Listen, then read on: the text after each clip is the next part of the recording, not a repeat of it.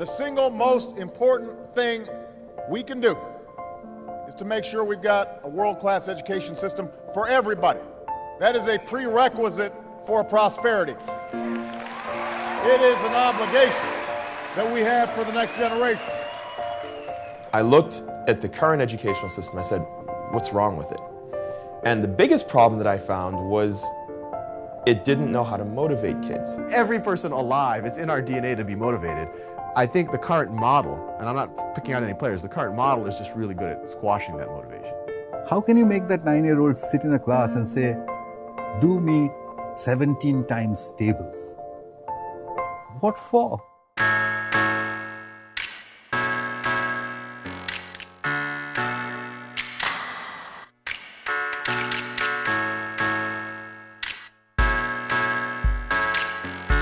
What if I were to say that arithmetic, as we teach it today, is an obsolete skill? Okay? The whole world will erupt if I say that, because they will say, reading, writing, arithmetic. That's the core of whose education? Core of the military education. Go back 200 to 300 years in this country and say that, 300 years later, no one's going to teach anybody how to shoot a gun, and no one's going to teach anybody how to ride a horse. And the teacher is going to say, but, those are basic life skills. This guy will get killed when he moves out. And you have to say, no, ma'am, the world will have changed. These things will become sport. Shooting is a sport. Horse riding is a sport. Will arithmetic be a sport in 2061? Let's say I have 3x is equal to 15. For anyone who doesn't know what Khan Academy is, it's most known for this collection of videos that I've been making for really the last 5-6 years. Everything from arithmetic all the way through calculus and biology and all the rest. It can be used for individual learners, or it can be used in the classroom so that every student can work at their own pace. My videos are definitely not the state of the current art, right? They're a few steps behind that. But I think that's the mistake that most of the education technology has been going in, is that they just want to take what's already there in the current existing model and just use the latest technology to make in their mind, a more refined version of that same thing. But they're not changing the content fundamentally. If the content's really interesting, and it really is, I don't make a video on something unless I find it fascinating. And if the content is truly fascinating, it should be reflected in the energy of the voice of the deliverer, and it should be obvious to the student. They shouldn't have to have a rap song about a parabola to get excited about it.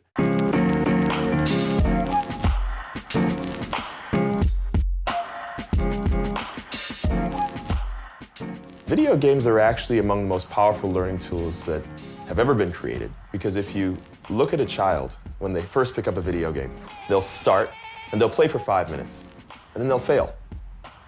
Pick themselves up, start again, play for 10 minutes. They fail.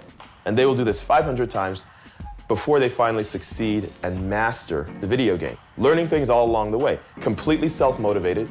And while I don't always endorse the notion of instant gratification, I certainly endorse the notion of relevance. In education, we provide problems separate from the relevance or the context in which they need to be used. That's one of the reasons why students are so disengaged. In the video game world, it's all about exploration. You solve a problem when you bump into it, and in fact, that provides the relevance for solving the problem.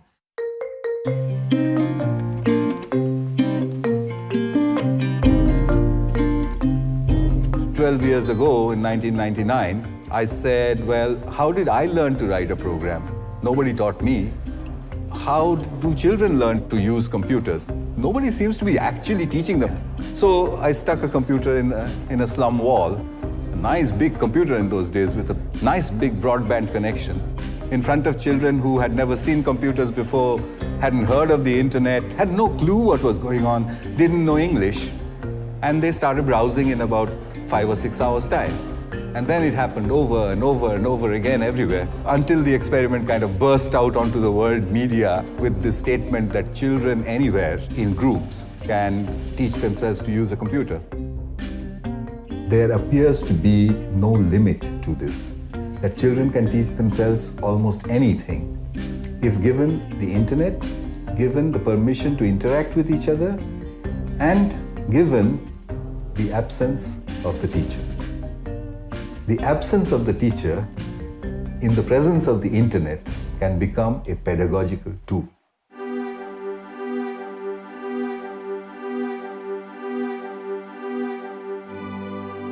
In order for educational technology to be successful in the classroom, we're going to have to marry the ecosystem of the way technology works with the ecosystem of the classroom itself. The goal of this is to get teachers doing higher order things and let the computers do the more basic things of is 2 + 2 = 4 and all of the practice that is necessary.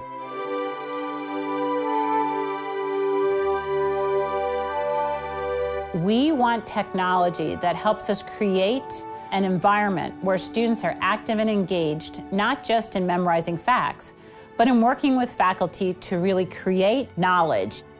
Something like the iPad application for anatomy, I think is going to help them learn more efficiently because it gives them information when they need to know it. And one of the principles of adult learning is you should learn something when you have a reason to learn it.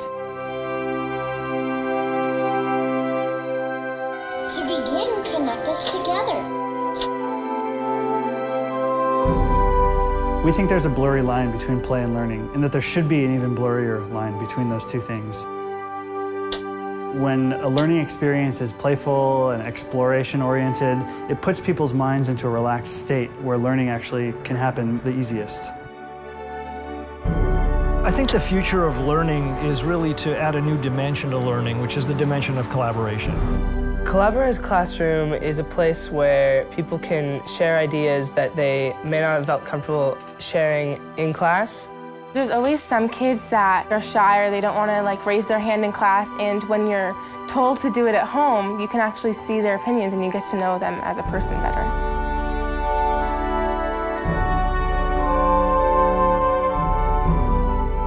Scientists recently told the world that Pluto is not a planet anymore.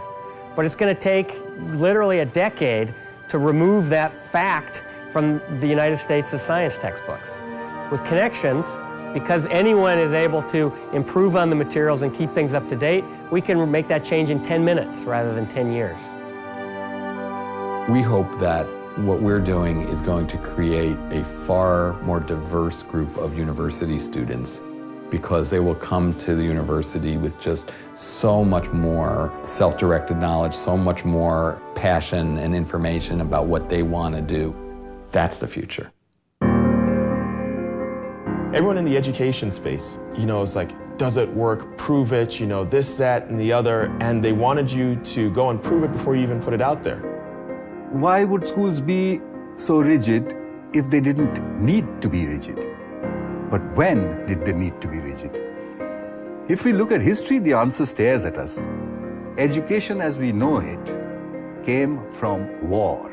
I don't know if it's purely an industrial age type of thing, if it's a Victorian era, the educated learn to suppress, that suppression of natural instincts is part of becoming part of society. The Victorians, the amazing Victorians, produced an education system which would make us photocopies of each other. Being quiet and being submissive, I think that's frankly the only thing that's taught right now, is how do you be submissive? How do you sit patiently and be disengaged for an hour and take it? How do you motivate a kid? How do you keep a kid engaged? How do you keep them interested? That is all psychology.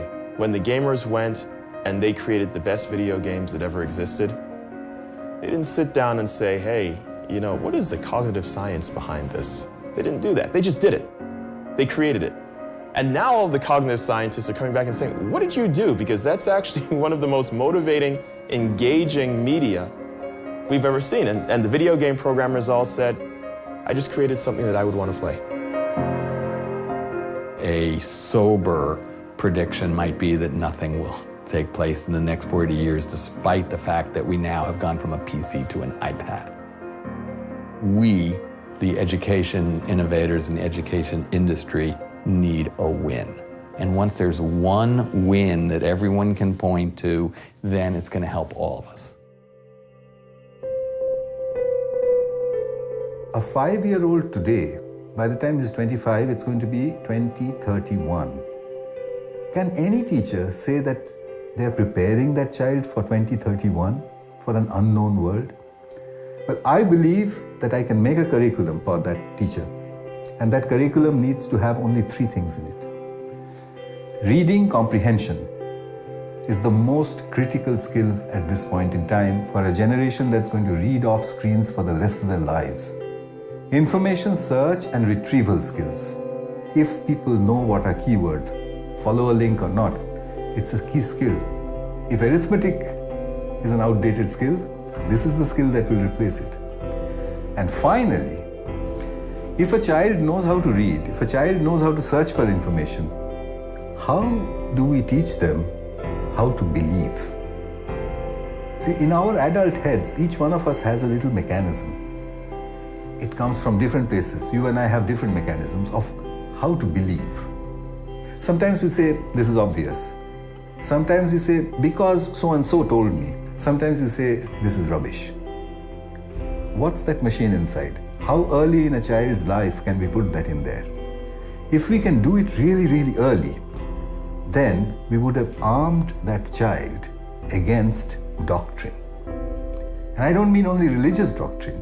I mean doctrine in all its forms. I think our job as educators, the biggest job in today's information-saturated world, is to give the child an armor against doctrine.